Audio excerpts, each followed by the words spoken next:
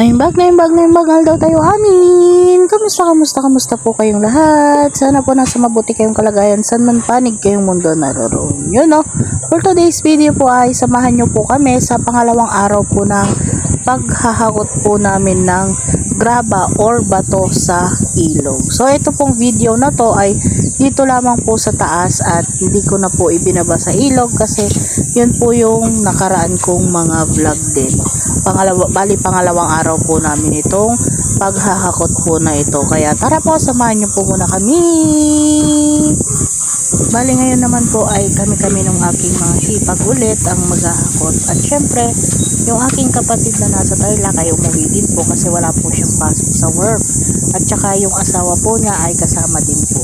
At syempre yung kasama din po namin yung aking kapatid na isa na si Rafa. At si Kuya Junior po ay nandun po sa ilog at kasama rin po namin sa pag-iipon or pag-iimbak ng mga bato or graba. So, ito pong makikita nyo dito ay dito na lamang po sa taas at ang inyong lingkod na si Kuya Lito po ang inyong cameraman for today's video.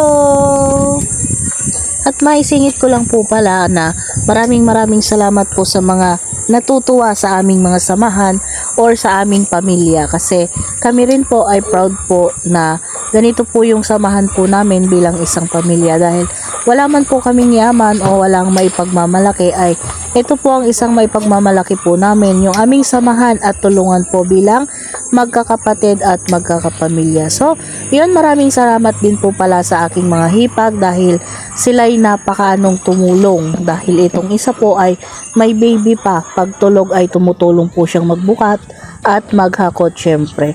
At yung isa naman po ay kahit sasabihin po ninyong ganyan-ganyan na payatin pero malakas po yan. Di ba po, kitang-kita naman, di ba?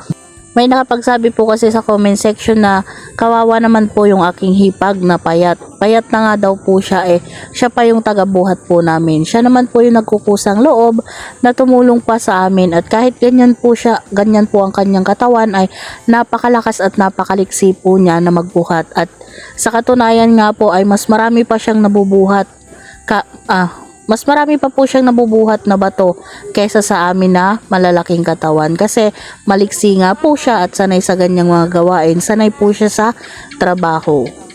Pero syempre salamat na rin po sa concern nyo sa aking hipag at wag po kayong mag-alala kasi ganito po talagang aming pamilya. Kung anong meron at kung sino ang malakas, sino ang makakagawa ay talaga pong natulong bawat isa po sa amin. Kaya wag po kayong mag-alala at maraming salamat po sa lahat ng inyong mga concern, sa lahat ng inyong mga payo at syempre sa lahat ng inyong pagsuporta po sa amin. Maraming salamat po uli.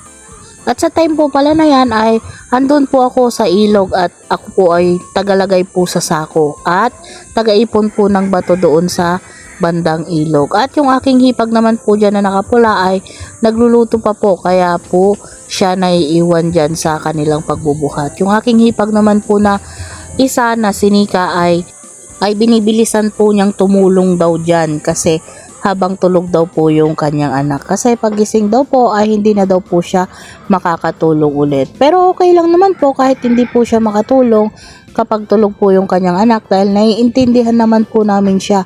Kasi nga mayroon po siyang baby na anak. Pero hindi po siya pumayag na hindi po siya makatulong sa inyong lingkod sa paghahakot ng graba or bato-bato.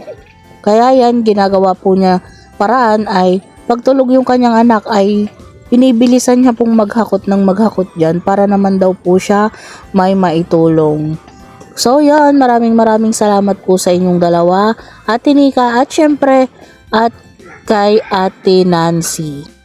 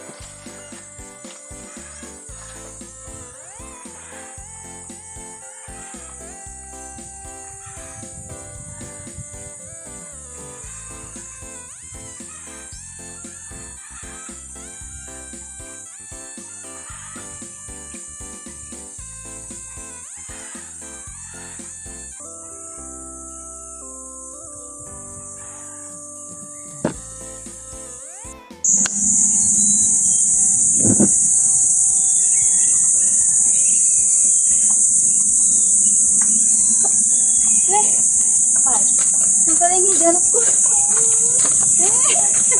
lang.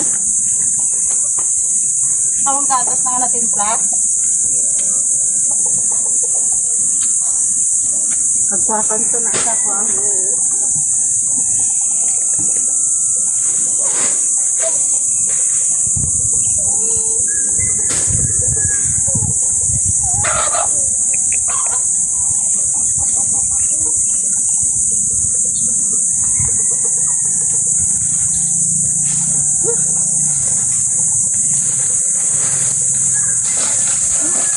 Masin ko lang yung isa.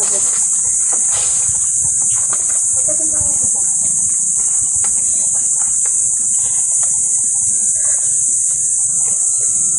Pinagkam!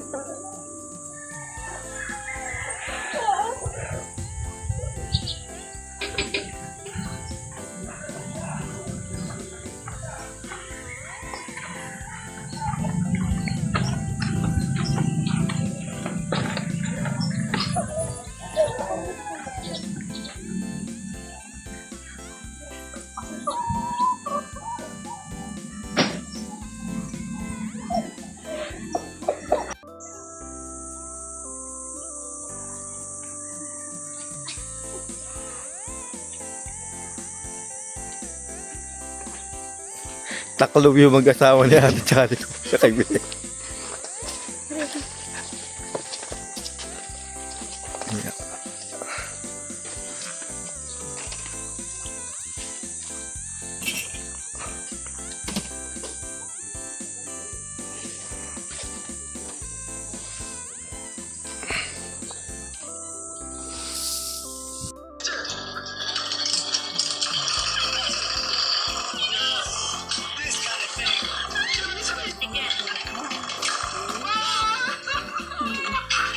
Ano na yan?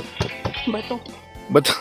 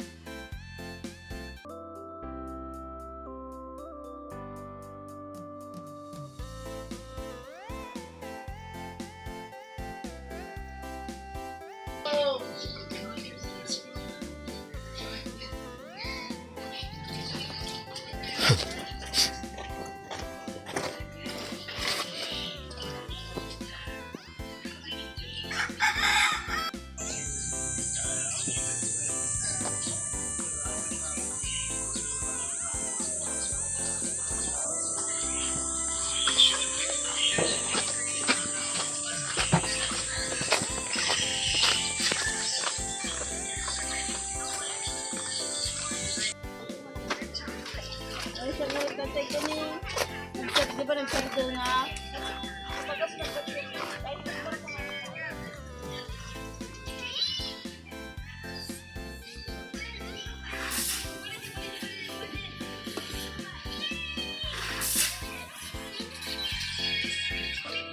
Okay, so here it is.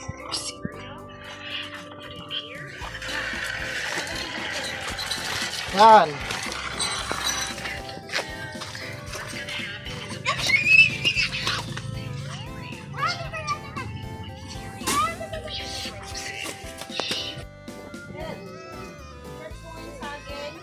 Ay, saging. Huwag mo daw yun sa kanya.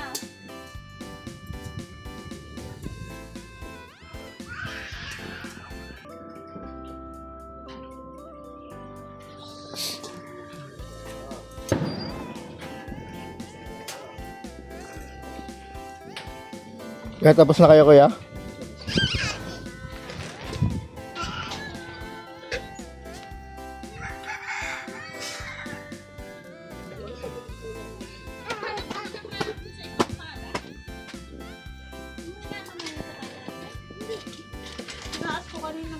ko yung timbang may tubig. Ayan po, tapos na po sila. Bigat na yung ano.